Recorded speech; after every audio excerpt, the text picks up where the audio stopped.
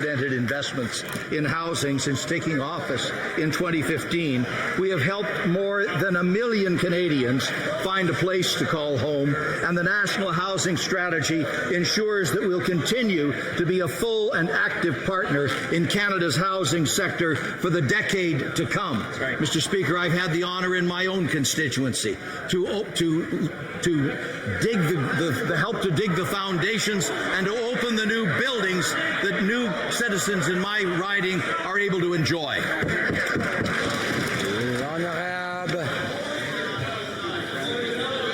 à l'ordre. L'honorable député de Richmond-Athabasca. Monsieur le Président, le directeur parlementaire du budget a été clair la semaine passée. La taxe carbone de ce gouvernement libéral va prendre encore plus d'argent dans les poches des Canadiens et Canadiennes. Ce que le premier ministre ne veut pas dire cependant, c'est qu'en plus d'être 2 fois plus élevé que ce qui avait été annoncé, il va l'augmenter. Il va augmenter le prix de l'essence de 23 sous le litre. Alors ma question est simple au premier ministre. Pourquoi veut-il encore augmenter le prix de l'essence de 23 sous, ce qui va avoir un impact sur l'épicerie des gens, sur le chauffage et sur tout ce qu'ils consomment? If the honourable member from the Westminster Burnaby and the honourable Parliamentary Secretary to the Minister of Social Development wish to have a conversation, they might want to do that outside. The honourable Minister of Environment. Monsieur le Président, comme le parti opposé sache que nous avons un prix sur la pollution parce que ça peut plus être gratuit pour polluer, mais nous redonnons l'argent aux familles. Alors que les familles, 80% vont avoir plus d'argent dans les poches, ceux qui ont moins d'argent et la classe moyenne. Mais est-ce que je ne sais pas si le membre opposé a vu la semaine passée que le pape était avec des compagnies pétrolières. Qu'est-ce qu'ils ont? Ils étaient en accord qu'on a besoin d'un prix sur la pollution. Pourquoi est-ce qu'on a besoin d'un prix sur la pollution? Parce que ça fonctionne. L'honorable député de Richmond-Athabasca.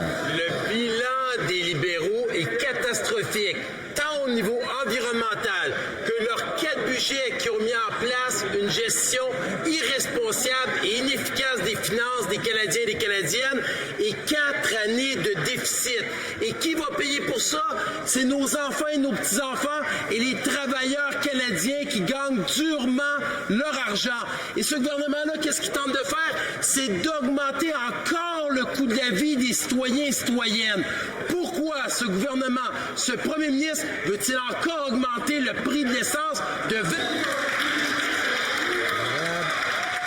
Ministre de l'Environnement. Moi, je suis très heureuse de ce qu'on fait comme gouvernement. Nous avons créé 1 million d'emplois avec les Canadiens.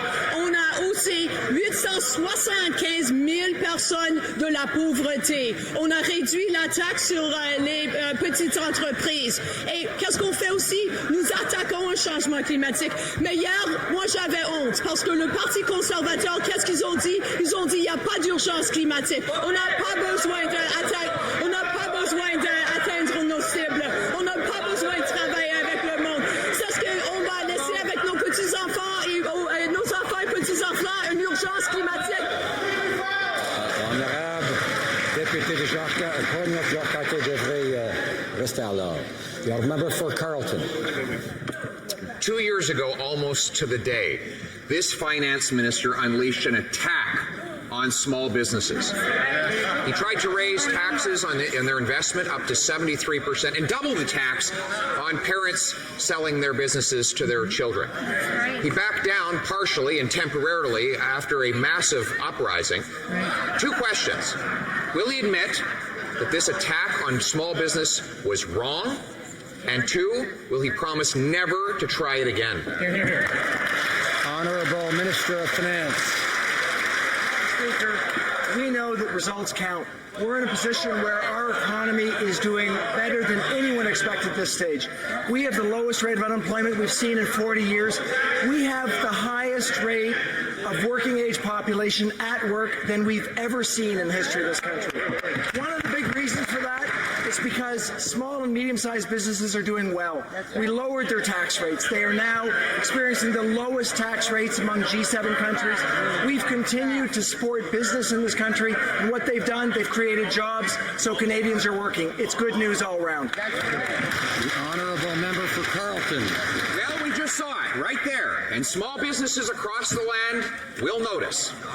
This minister had an opportunity to rule out bringing back his original tax increases that he proposed in the summer of 2017, and he refused to rule it out. We know it's coming after the election. Just like the carbon tax. We found out from the parliamentary budget officer it'll raise gas prices 23 cents a litre. Why doesn't the government honestly admit that now before the election? The Honourable Minister of Finance.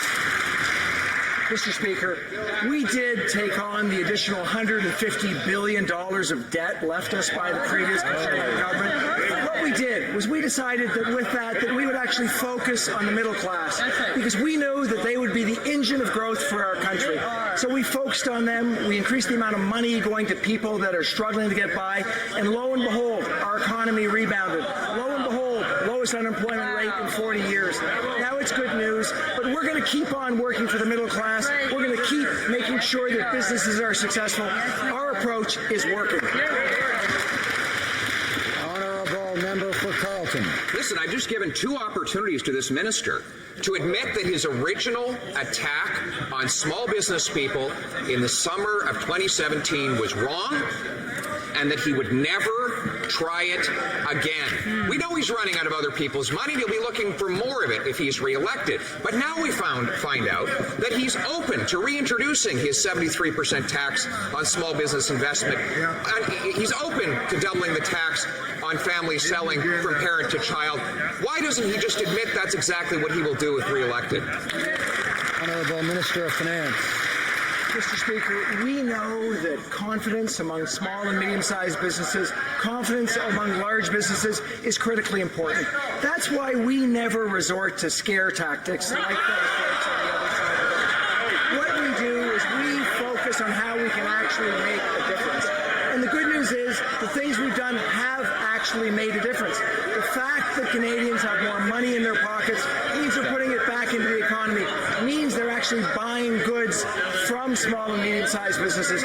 And the good news is it's working. Canadians are doing well, and we're going to keep on it. Order. The honourable member for Carleton. Scare tactics. This is a prime minister who said our small businesses are nothing more than tax cheats. This is a finance minister who tried to impose a 73% tax on small business investment. This is a government that attempted to double the tax on parents selling their businesses to children, so they'd have a tax advantage in selling it to foreign multinationals. Scare tactics.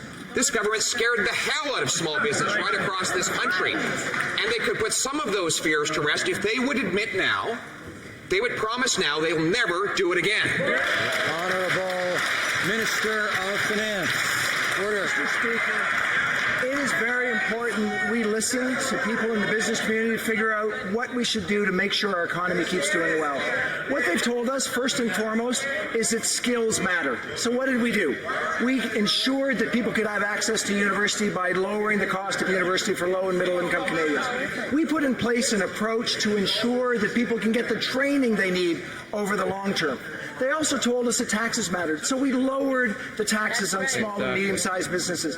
What we know, Mr. Speaker, is that our approach is working. We're going to continue to focus on what really matters to business to keep our economy. L'honorable député de Rosemont, la Petite Patrie.